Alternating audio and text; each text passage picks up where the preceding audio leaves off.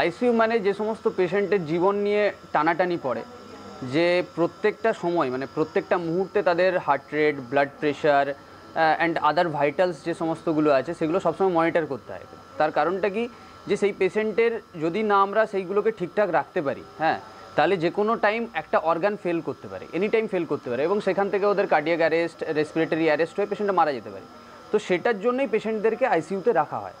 তো পেশেন্টদের রাখা যে হয় সেটার জন্য কিছু ক্রাইটেরিয়া আছে। সমস্ত পেশেন্টকে আমরা আইসিইউতে দিতে পারি না, কিছু ক্রাইটেরিয়া আছে সেই সমস্ত, যেমন quick sofa score, Apache score, এইসব অনেক কিছু ডাক্তারি লাইনে আছে, ডাক্তারি শাস্ত্রে আছে।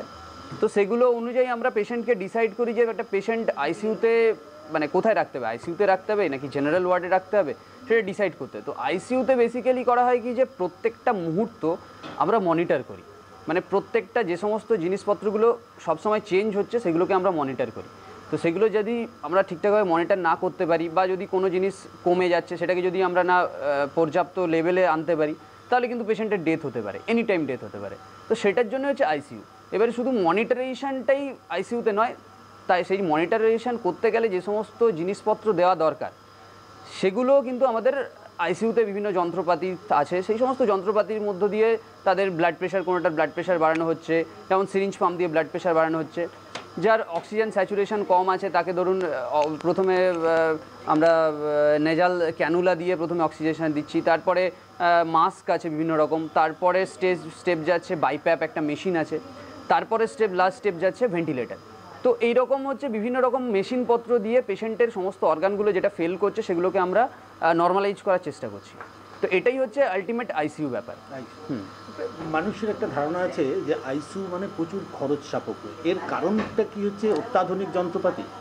দেখুন, আইসিইউতে প্রচণ্ড মানে হাইটেক লেভেলের মেশিনপত্র রাখা হয়, ঠিক আছে, সেগুলোর কষ্ট খুব বেশি। মানে একটা ধরুন মেশিন ইনস্টল করার জন্য কয়েক লক্ষ টাকা খরচ হয়, ঠিক আছে। তো এবারে আইসিইউতে রীতিমতো সেই সমস্ত যে মেশিনপত্রগুলো আছে চালু করার জন্য তাদের স্কিল্ড মানে ডক্টর, নার্সেস, টেকনিশিয়ান, সবাই মানে অ্যাসোসিয়েটেড যতজন আছে সমস্ত তাদেরকে হাইলি স্কিল্ড হতে হয়। তারপরে আপনার যে প্রত্যেকটা মেশিনকে চালানোর জন্য তো একটা মানে মিনিমাম একটা ইয়ে থাকে, সেটা করতে হয়। তারপরে ধরুন একটা হসপিটাল সেট আপ একটা বড় একটা মেশিন ধরুন ইনস্টল করলো, এবারে সেটা তো আর সে নিজের পয়সাতে চালাবে না, ডেফিনেটলি যাকে সার্ভিস দিচ্ছে তাদের কাছ থেকে সেটাকে পে করতে হবে, যেহেতু তারা বেনিফিটেড হচ্ছে তাদেরকে পে করতে হবে। তো এইগুলোর জন্যই কস্টটা একটু বেশি হয়ে যায়। এটা কিছু করেননি, এটা নর্মাল, এটা হবেই, এটা কিছু করেননি। কারণ একটা ধরুন 20 লক্ষ টাকা দিয়ে যে মেশিনটা ইনস্টল করা হচ্ছে সেটা যখন পেশেন্টকে যখন দেওয়া হচ্ছে তখন তার কস্টটাও সেরকম আসবে। আর যদি ধরুন 200 টাকার একটা জিনিস নেওয়া হচ্ছে পেশেন্টকে দেওয়া হচ্ছে, তারও কস্টটা ডেফিনেটলি অনেক কম আসবে। সেই জায়গায় অনেক টেকনিক্যাল স্টাফও একদম একদম একদম হাইলি স্কিল্ড সমস্ত আমাদের মানে পিপল আমাদের রাখতে হচ্ছে, যারা হচ্ছে এগুলোকে মনিটর করতে পারবে, পেশেন্টের সব কিছু বুঝতে পারবে, সেগুলোকে মানে মানে প্রপার একটা সার্ভিস যেটা দেওয়া হয় সেটার জন্য হাইলি স্কিল্ড পিপল দরকার। এবং তাদের ডেফিনেটলি তাদের মানে যে চার্জেসটা একটু বেশি তো হবেই, নর্মাল পিপলের থেকে তো একটু বেশি হবেই। একদম যেটা একদম আমরা জানতে পারছি যে যেটা হাতে গোনা যাবে না, বিভিন্ন নার্ভ, তার স্পন্দন, যেগুলো কখনোই মুহূর্ত ধরে গোনা সম্ভব নয়, সেটা বোধহয় এই মেশিনের দ্বারাই অনেকটা সম্ভব। হ্যাঁ, একদম একদম একদম একদম। ধরুন আমি কোনো পেশেন্টের পালস ফিল করতে পারছি না, পেশেন্টটা শকে আছে, তো আমি পালস নাও ফিল করতে পারি। এবারে আমরা যে মনিটর আছে, মনিটরের মধ্যে দিয়ে চেস্ট লিড লাগিয়ে সেটা আমরা দেখতে পারি যে হার্টটা তো চলছে, ব্লাড প্রেশারটা কম আছে, এবার তাহলে ব্লাড প্রেশারটাকে ওঠানোর আমাদের বন্দোবস্ত করতে হবে।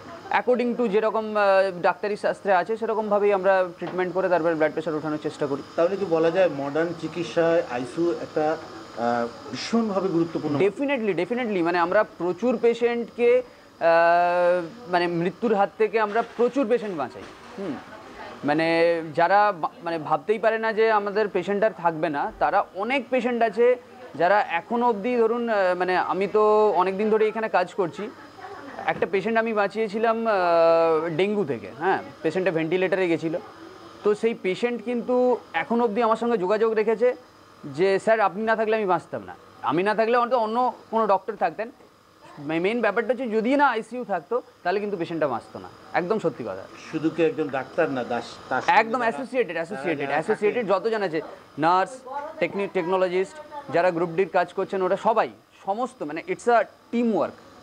মানে তাহলে একটা টিম ওয়ার্ক, একদম ডেফিনেটলি টিম ওয়ার্ক। মানে এখানে কারুর একজনের ক্রেডিট কিছু নয়, ইটস এ টিম ওয়ার্ক, সবার ক্রেডিটটাই হচ্ছে সমানভাবে ইয়ে হয়। একটা লাস্ট কি বার্তা দিতে চাইবেন মানে আজকের সচেতন মানুষকে, যারা এখনো আইসিইউ সম্পর্কে ধারণা নেই, যারা মানুষ যে কোনো হ্যাঁ, সময় হ্যাঁ, হ্যাঁ, উত্তেজিত একদম, হয়ে পড়ে একদম, একটা একদম, একদম, দুর্ঘটনা, হ্যাঁ। তাদের কাছে কি বার্তা দিতে চাইবেন একজন ডাক্তার হিসেবে? ডাক্তার হিসেবে এটাই বলবো যে আমি যদি ডাক্তারি মানে ওই জায়গাতে থাকি বা যে কেউ থাকুক, যেটা ডাক্তারবাবু বলবেন ওটাকে একটু আপনারা মানে শুনে বুঝে মেনে তারপরে আপনারা মানে মাথাটা একটু ইয়ে করুন। যে ডেফিনেটলি একটা যখন ডক্টর বলছে একটা পেশেন্টের আইসিইউ লাগবে, তার মানে ডেফিনেটলি লাগবে। একটা ডক্টর নিশ্চিত কিছু একটা মানে সব কিছু তো ডাক্তারি শাস্ত্রের ওপর, কোনো কিছু তো আর অ্যাজামশানের ওপর নয়। সব কিছু অনেক রকম স্কোরিং সিস্টেম আছে যে পেশেন্টকে যেখানে রাখতে হয়, সেটাই হচ্ছে আলটিমেট ইয়ে আর কি। যে একটা পেশেন্টকে ধরা গেল যে জেনারেল ওয়ার্ডে রাখতে হবে, তাহলে ডেফিনেটলি তাকে জেনারেল ওয়ার্ডেই রাখতে হবে। এখানে কোনো এদিক ওদিক নেই, না জোর করে কিছু নেই, জোর করে আইসিইউ করার কোনো মানে ইয়েই নেই, বার্তাই নেই। এবারে ধরুন একটা পেশেন্ট দেখছেন যে কনসিয়াস আছে, আমার কথাবার্তা বলছে, কিন্তু তার আইসিইউ প্রয়োজন, ডেফিনেটলি তার আইসিইউ প্রয়োজন। তার কারণ কথাবার্তাটাই হচ্ছে তার যে পুরোটাই ইয়ে করে দিচ্ছে, মানে কি বলবো, একটা ডাইমেনশন দিয়ে দিচ্ছে তা নয়, তার অন্য কিছু প্রবলেম আছে, তার জন্যই পেশেন্টটাকে আইসিইউতে রাখা আছে। সো ডক্টর যেটা বলবেন, হাইলি স্কিল্ড যে পিপলরা আছে তারা যেটা বলবেন, তাদের কথাটাকে একটু মানে ভেবে চিন্তে নিয়ে তারপরে অনেক সময় এই আইসিইউতে থাকাকালীন কারো হয়তো মারা গেল, তারপরে আত্মীয়র ফ্যামিলিরা পরিজনেরা যেটা করে আর কি, মাঝে মাঝে দুর্ভাগ্যজনক যে ঘটনা ঘটে, হ্যাঁ দুর্ব্যবহার করে। দেখুন ডাক্তার হিসেবে কখনো কষ্ট হয় না? ডেফিনেটলি খুব মানে কোনো সময় খারাপ লাগে, বাট সেই সংখ্যাটা এখন যত দিন যাচ্ছে আমি তো দেখছি যে অনেকটাই মানে কমেছে। অ্যাটলিস্ট পিপলরা মানে লোকেরা জনগণ বুঝতে পারছে যে ডাক্তারবাবু তো করেছেন, দিদিরা তো অনেক কিছু করেছেন, সিস্টাররা অনেক কিছু করেছেন, তারপরে বাঁচেন। এটা স্বাভাবিক, কারণ দেখুন আপনি যখন কাজ করবেন 100% আপনার সাকসেস রেট আসবে না। আর এটা একটা আইসিইউ, এখানে আমরা যদি 50 থেকে 60% যখন যদি খারাপ পেশেন্ট যখন উঠে যায়, তাহলে আমাদের কাছে ইনাফ, হ্যাঁ, যে no we are doing a good thing. Okay, তো দিনগুলো আস্তে আস্তে যত যাচ্ছে তত কিন্তু পিপল মানে they are being expose to this things, আস্তে আস্তে বুঝতে পারছে। আপনারাও চাইছেন মানুষ আরও সচেতন? ডেফিনেটলি যে দেরি করা, একটা হার্ট অ্যাটাক হয়ে গেছে 2 ঘন্টার মধ্যে যদি না একটা ঠিকঠাক কার্ডিয়াক সেট আপে যদি না পৌঁছতে পারে, তাহলে কিন্তু পেশেন্টের মৃত্যু অনিবার্য। হ্যাঁ, আমরা অনেক পেশেন্ট দেখেছি, এখানেই আমরা পেশেন্ট দেখেছি, কত পেশেন্ট যে মানে হায়ার সেন্টারে রেফার করতেই হয়তো পেশেন্টের প্রাণটা গেছে, ওখানে গিয়েই হয়তো প্রাণ গেছে। সো এই যে ডিলেগুলো, যে ডিসিশন নিতে পারছে না, আমরা কি আইসিইউতে রাখবো নাকি অন্য কোনো জায়গাতে নিয়ে যাবো, এই যে ডিলে, একদম যখন যেটা বলা হয়েছে, ডাক্তার যখন বলবে যে ভালোর জন্যই বলবে, ডেফিনেটলি আমার একটা পেশেন্টের খারাপ চেয়ে একজন ডক্টরের বা যে কোনো একটা লোকের কি মানে কি উপকার আছে? কোনো তো উপকার নেই আমার। যে একটা পেশেন্ট যদি ভালো হয় তাহলে আমার ডেফিনেটলি ভালো লাগবে, লোকের যদি ভালো হয় তাহলে ডেফিনেটলি আমারও ভালো লাগবে। সো সেটাই আমরা যখন ধরুন অনেক সময় বলে রাখি যে আপনি তাড়াতাড়ি নিয়ে যান একটা জায়গাতে, তো অনেক সময় করে যে না আমি ওইখানে নিয়ে যাবো, নাকি ওইখানে কী সেট আপ আছে, এই যে মানে একটা ব্যতিব্যস্ত ব্যাপার একটা থাকে, তো সেখানে অনেক পেশেন্টের কিন্তু প্রাণ যায় অনেক সময়, এই যে জাস্ট মানে টাইমটা ইয়ে করার জন্য আর কি, ডিলে করার জন্য। আর বেসরকারি আইসিইউর মধ্যে পার্থক্য মানে আপনার চোখে? সরকারি বেসরকারি আইসিইউ ইজ আইসিইউ, হ্যাঁ সব কিছুই আছে। সরকারি বেসরকারির মধ্যে একটাই পার্থক্য, সেটা হচ্ছে আপনার পরিকাঠামো ব্যাপারে আমি বলবো না, ঠিক আছে, সব ক্ষেত্রেই ঠিকঠাকই আছে। এখানে পেয়েবল, সরকারি জায়গাতে নন পেয়েবল, হ্যাঁ।